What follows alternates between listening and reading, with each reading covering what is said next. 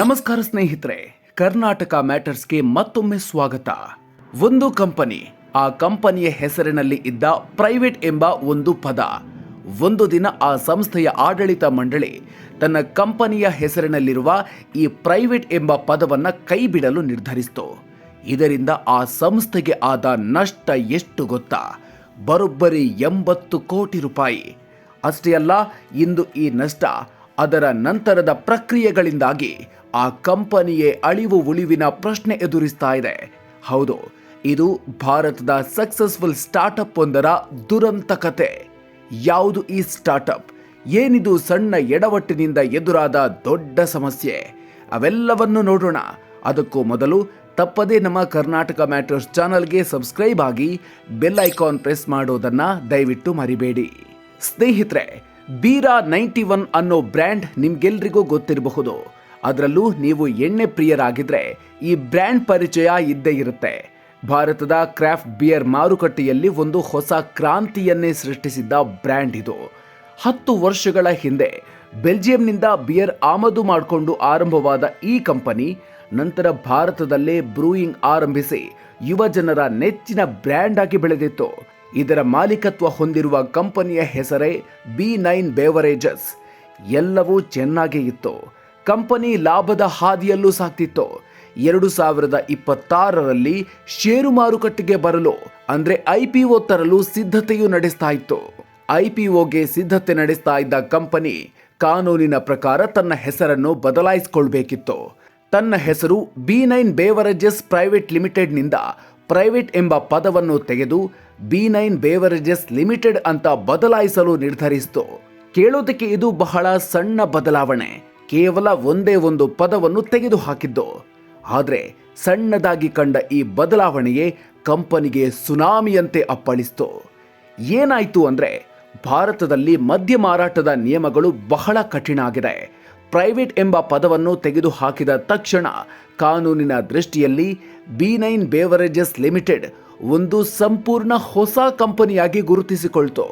ಇದರಿಂದ ಏನಾಯಿತು ಗೊತ್ತಾ? ಎಲ್ಲ ರಾಜ್ಯಗಳು B91 ಮಾರಾಟವನ್ನು ತಕ್ಷಣವೇ ನಿಷೇಧಿಸಿದ್ವು. ಹೊಸ ಕಂಪನಿಯ ಹೆಸರಿನಲ್ಲಿ ಪ್ರತಿಯೊಂದು ರಾಜ್ಯದಲ್ಲೂ ಹೊಸದಾಗಿ ಲೈಸೆನ್ಸ್, ಲೇಬಲ್ ಅನುಮೋದನೆ ಮತ್ತು ಉತ್ಪನ್ನ ನೋಂದಣಿ ಮಾಡಿಸಬೇಕಾದ ಅನಿವಾರ್ಯತೆ ಸೃಷ್ಟಿಯಾಯಿತು.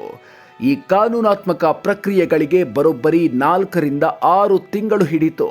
ಅಷ್ಟೊತ್ತಿಗಾಗಲೇ ಮಾರುಕಟ್ಟೆಯಲ್ಲಿ ಬಿಯರ್ಗೆ ಸಿಕ್ಕಾಪಟ್ಟೆ ಬೇಡಿಕೆ ಇತ್ತು. ಆದರೆ ಕಂಪನಿ ಒಂದೇ ಒಂದು ಬಾಟಲಿಯನ್ನು ಮಾರುವಂತಿರಲಿಲ್ಲ. ಇದರ ಪರಿಣಾಮ ಏನಾಯಿತು ಗೊತ್ತಾ? 80 ಕೋಟಿ ರೂಪಾಯಿ ನಷ್ಟ.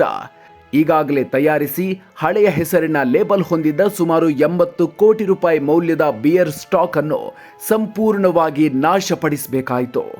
ಮಾರಾಟದಲ್ಲಿ ಕುಸಿತ. 2024ನೇ ಆರ್ಥಿಕ ವರ್ಷದಲ್ಲಿ ಕಂಪನಿಯ ಮಾರಾಟ ಬರೋಬ್ಬರಿ 22% ಕುಸಿಯಿತು. ನಷ್ಟದಲ್ಲಿ ಏರಿಕೆ. ಅದೇ ವರ್ಷ ಕಂಪನಿಯ ನಷ್ಟ 68% ಹೆಚ್ಚಾಗಿ ಬರೋಬ್ಬರಿ 748 ಕೋಟಿ ರೂಪಾಯಿಗೆ ತಲುಪಿತು. ವಿಶೇಷ ಅಂದರೆ ಇದು ಆ ವರ್ಷದ ಒಟ್ಟು ಆದಾಯವಾದ 638 ಕೋಟಿ ರೂಪಾಯಿಗಿಂತಲೂ ಹೆಚ್ಚು. ಈ ಆರ್ಥಿಕ ಸಂಕಷ್ಟ ಕಂಪನಿಯ ಒಳಗೂ ಬಿರುಗಾಳಿ ಎಬ್ಬಿಸಿತು. ನೂರಾರು ಉದ್ಯೋಗಿಗಳಿಗೆ 3ರಿಂದ 5 ತಿಂಗಳುಗಳ ಕಾಲ ಸಂಬಳವೇ ಸಿಗಲಿಲ್ಲ. ಸರಬರಾಜುದಾರರು ಅಂದರೆ ವೆಂಡರ್ಸ್ಗೆ ಕೊಡಬೇಕಿದ್ದ ಹಣ ಬಾಕಿ ಉಳಿಯಿತು. ಪರಿಸ್ಥಿತಿ ಎಷ್ಟರ ಮಟ್ಟಿಗೆ ಹದಗೆಟ್ಟು ಅಂದರೆ 250ಕ್ಕೂ ಹೆಚ್ಚು ಉದ್ಯೋಗಿಗಳು ಸೇರಿ ಕಂಪನಿಯ ಸಂಸ್ಥಾಪಕ ಅಂಕುರ್ ಜೈನ್ ಅವರನ್ನೇ ಹುದ್ದೆಯಿಂದ ತೆಗೆದುಹಾಕಬೇಕು ಅಂತ ಮನವಿ ಸಲ್ಲಿಸಿದ್ರು. ಈ ದುರಂತದ ಬಗ್ಗೆ ಹೂಡಿಕೆ ತಜ್ಞ ಡಿ ಮುತ್ತುಕೃಷ್ಣನ್ ಅವರು ತಮ್ಮ ಎಕ್ಸ್ ಖಾತೆಯಲ್ಲಿ ವಿವರಿಸಿದ್ದಾರೆ. ಕೇವಲ ಒಂದು ಕಾರ್ಯವಿಧಾನದ ಪ್ರಮಾದ ಇಡೀ ಕಂಪನಿಯನ್ನೇ ಕುಸಿಯುವಂತೆ ಮಾಡಿದೆ ಅಂತ ಅವರು ಹೇಳಿದ್ದಾರೆ. ಈ ವೇಳೆ ಅವರು ಡಿಯಾಜಿಯೋ ಇಂಡಿಯಾ ಕಂಪನಿಯ ಉದಾಹರಣೆಯನ್ನು ನೀಡಿದ್ದಾರೆ. ಆ ಕಂಪನಿ ಕೂಡ ಯುನೈಟೆಡ್ ಸ್ಪಿರಿಟ್ಸ್ ಅನ್ನು ಖರೀದಿಸಿದ ನಂತರ ತನ್ನ ಹೆಸರನ್ನು ಬದಲಾಯಿಸದೆ ಇದೇ ರೀತಿಯ ಕಾನೂನಾತ್ಮಕ ತೊಡಕುಗಳನ್ನು ತಪ್ಪಿಸಿಕೊಂಡಿತ್ತು. ಒಂದೊಮ್ಮೆ ವಿಜಯ್ ಮಲ್ಯ ಕಂಪನಿ ಹೆಸರು ಬದಲಾಯಿಸಿದ್ರೆ ಕಂಪನಿ ಸಂಕಷ್ಟಕ್ಕೆ ಗುರಿಯಾಗ್ತಾ ಇತ್ತು. ಬೀರಾ 91 ಈ ಸಂಕಷ್ಟದಲ್ಲಿದ್ದಾಗ ಮಾರುಕಟ್ಟೆ ಸುಮ್ಮನೆ ಇರಲಿಲ್ಲ. ಸಿಂಬಾ, ಬಿಯಂಗ್ನಂಥ ಹೊಸ ಬ್ರ್ಯಾಂಡ್ಗಳು ಮತ್ತು ಯುನೈಟೆಡ್ ಬ್ರೂವರೀಸ್, ಕಾರ್ಲ್ಸ್ಬರ್ಗ್ನಂಥ ದೈತ್ಯ ಕಂಪನಿಗಳು ಭಾರತದಲ್ಲಿ ಸಾವಿರಾರು ಕೋಟಿ ರೂಪಾಯಿ ಹೂಡಿಕೆ ಮಾಡಲು ಮುಂದಾಗಿವೆ.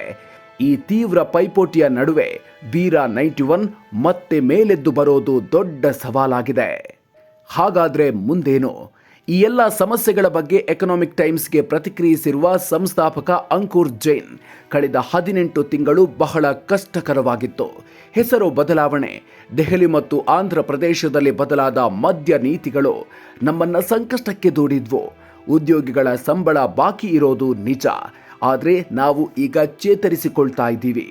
ಮುಂದಿನ ತ್ರೈಮಾಸಿಕದ ಒಳಗೆ ಕಾರ್ಯಾಚರಣೆ ಲಾಭ ಗಳಿಸುವ ನಿರೀಕ್ಷೆಯಲ್ಲಿದ್ದೀವಿ ಮತ್ತು ಹೊಸ ಹೂಡಿಕೆದಾರರನ್ನ ಹುಡುಕ್ತಾ ಇದ್ದೀವಿ ಅಂತ ಹೇಳಿದ್ದಾರೆ. ಆದರೆ ಆಡಿಟರ್ಗಳ ವರದಿಯ ಪ್ರಕಾರ ಕಂಪನಿಯು ತನ್ನ ಸಂಪೂರ್ಣ ನಿವ್ವಳ ಮೌಲ್ಯವನ್ನ ಕಳೆದುಕೊಂಡಿದ್ದು, ಅದರ ಅಳಿವು ಉಳಿವಿನ ಬಗ್ಗೆಯೇ ಗಂಭೀರ ಅನುಮಾನಗಳಿದೆ.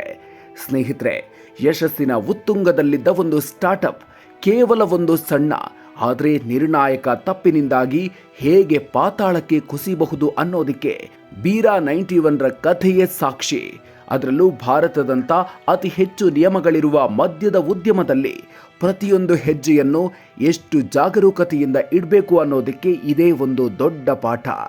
ಈ ಬಗ್ಗೆ ನಿಮ್ಮ ಅಭಿಪ್ರಾಯ ಏನು? ಬೀರಾ 91 ಮತ್ತೆ ಪುಟಿದೇಳಲಿದೆಯಾ? ನಿಮ್ಮ ಅನಿಸಿಕೆಗಳನ್ನು ಕಾಮೆಂಟ್ ಬಾಕ್ಸ್ನಲ್ಲಿ ನಮಗೆ ತಿಳಿಸಿ. ಈ ವಿಡಿಯೋ ನಿಮಗೆ ಇಷ್ಟ ಆಗಿದ್ದರೆ ದಯವಿಟ್ಟು ಲೈಕ್ ಮಾಡಿ, ನಿಮ್ಮ ಸ್ನೇಹಿತರೊಂದಿಗೆ ಶೇರ್ ಮಾಡಿ ಮತ್ತು ಕರ್ನಾಟಕ ಮ್ಯಾಟರ್ಸ್ ಚಾನಲ್ಗೆ ಸಬ್ಸ್ಕ್ರೈಬ್ ಆಗೋದನ್ನು ದಯವಿಟ್ಟು ಮರಿಬೇಡಿ. ಮುಂದಿನ ವಿಡಿಯೋದಲ್ಲಿ ಮತ್ತೊಂದು ಇಂಟ್ರೆಸ್ಟಿಂಗ್ ವಿಚಾರದ ಜೊತೆಗೆ ಸಿಗ್ತೀವಿ. ಅಲ್ಲಿವರೆಗೂ ನಮಸ್ಕಾರ.